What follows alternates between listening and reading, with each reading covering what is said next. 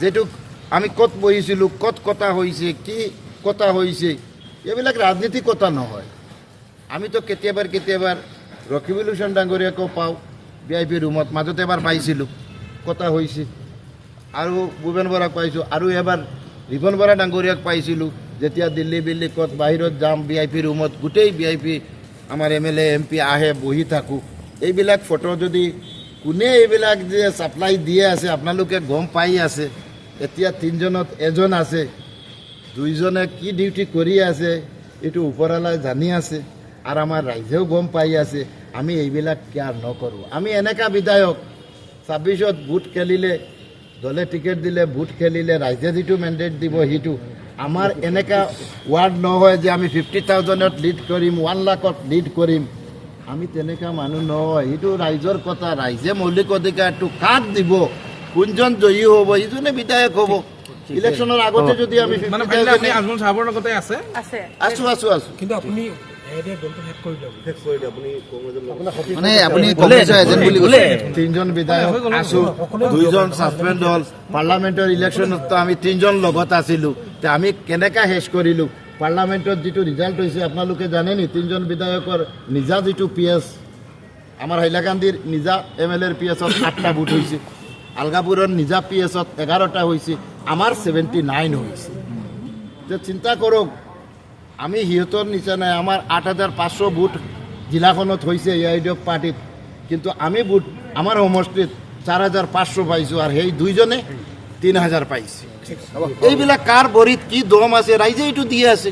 আৰু এইটো অহা পঞ্চায়ত ইলেকশ্যনত আপোনালোকে চাব, দেখিব এতিয়াতো AIDFৰ বিধায়কৰ তহবিলত এটা জাণ্ডা আমি লৈ বাহিৰ ওলাব লাগিব। পূৰা জিলাখনত মানুহে আমাক কিমান মৰম কৰে, কিমান মেণ্ডেট দিয়ে, এইবিলাক কাউণ্টিঙত আহি যাব। আজমলৰ লগতে যে আছে, AIDFৰ পতাকাৰ লগতে যে আছে, তাৰ চেণ্টেন্সত কৈ দিয়ক। আমি আজমলৰ লগত আছোঁ, আজমলৰ লগত থাকিম, AIDF জিন্দাবাদ কৰিম, সুপ্ৰিমো বদৰুদ্দিন আজমল সাহেব জিন্দাবাদ দিম। দলৰ লগত যি কৰিব লগা আছে, ৰাইজৰ হাতত ধৰি ভৰিত ধৰি যিটো ভুল আমাৰ হৈছে, আমাৰ বিধায়কবিলাকৰ কাৰণতো বহুত ভুল হৈছে, সেই কাৰণত বিধায়কবিলাকে শাস্তি পাইছে, সেইবিলাক কথা লৈ আমি ৰাইজৰ ওচৰত যাম। আৰু ৰাইজে চাব আপোনালোকে এই অখিল গগৈৰ ৰাজনীতি নচলিব। অখিল গগৈয়ে যিটো কৰি আছে, আমাৰ বৰাকত 13টা সমষ্টি আছে, 4টা সমষ্টি সংখ্যালঘু সম্প্ৰদায়। এই 4টা সমষ্টি বিৰোধীয়ে পাব, যি বিৰোধী দল আছে যিয়ে পাব, তাতে মেজৰিটি 80-90% মাইনৰিটি ভোটাৰ। কিন্তু বাকী 9টা চিটত মেজৰিটি, তাতে অখিল গগৈ ডাঙৰীয়া নাযায়। অখিল গগৈ ডাঙৰীয়া ধুবুৰীত যায়, বৰপেটাত যায়, নগাঁৱত যায়, হাইলাকান্দিত যায়। অখিল গগৈ ডাঙৰীয়া বৰাকত গ'লে ৰামকৃষ্ণনগৰ সমষ্টিত যাব লাগে, পাথাৰকান্দিত যাব লাগে, লক্ষীপুৰ যাব লাগে, কৰিমগঞ্জ যাব লাগে, এই আমাৰ কাটিগড়া যাব লাগে, বৰখলা যাব লাগে, এইবিলাকত নাযায়। এইটো কি উদ্দেশ্যত চলি আছে? আমাৰ দলৰ আজমল চাহেবে 18টা MLA পাইছে, 25-30ৰ ওপৰত ভোট সমষ্টিত বিধানসভাত খেলা নাই। আজি অখিল গগৈ ডাঙৰীয়া এজন মেম্বাৰ, সিজনে কৈ আছে আমি 126 সমষ্টিত টিকেট দিম।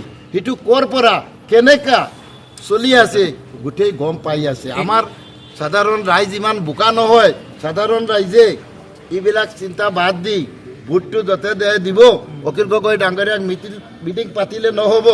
আজি মিটিং কিয় বেলেগ সমষ্টিত পাতা নাই? 50জন মানুহ হৈ এটা সপোন দেখিছে, দিনৰ সপোনটো নফলে, আৰু দিনৰ সপোনটো দেখি আছে অখিল গগৈ ডাঙৰীয়া। অখিল গগৈ ডাঙৰীয়াৰ সপোন হৈ থাকিব। এতিয়া কৈ আছে আমি কংগ্ৰেছৰ বিৰুদ্ধে, এটা কথা নকম, আমাক এলাইন্সত লওক, আমাক কিমান টিকেট দিব লাগে সেইটো চলি আছে। 10টা ল'ম না 20টা ল'ম? আমি কৈছোঁ চেলেঞ্জ, অখিল গগৈ ডাঙৰীয়া নেক্সট ইলেকশ্যন যিটো শিৱসাগৰত, সেইটো খেলি দেখাওক। সেইটো দম নাই শিৱসাগৰ ইলেকশ্যন খেলিব, বেলেগ কিবা মাইনৰিটি সমষ্টিত চইচ কৰিব, সেইটো দান্দা লৈ ঘূৰি আছে। সেইবিলাক আমি দান্দা কৰা নাই, আৰু আমি এইবিলাক দান্দা কেতিয়াও নকৰোঁ। আমি বিজেপিক কেনেকুৱা 26ত বিদায় দিব সেইটো চিন্তা লৈ আমি চৰ্চা কৰি আছোঁ। আপুনি আপোনাক লাষ্ট সুধিছোঁ, আপোনাৰ যে বিধায়কজনে যে আপোনাক যে ক'লে যে খুঁটাত বান্ধি শাস্তি দিব লাগে, আইন আছে, আইনে আমাৰ ভাৰতবৰ্ষত এটা ছিষ্টেম আছে। আমি কমপ্লেইনটো FIR লজ কৰিম, তাতে ইনকুৱাৰীত আহিব সিজনে কি কাৰণত আমাক খুঁটাত বান্ধি মাৰিব পিটিব সিজনে জানে। আমি এইবিলাক কথা নকওঁ। আগতেও এবাৰ হৈছে ছাগলী কাউৰী, আমি কোৱা নাই।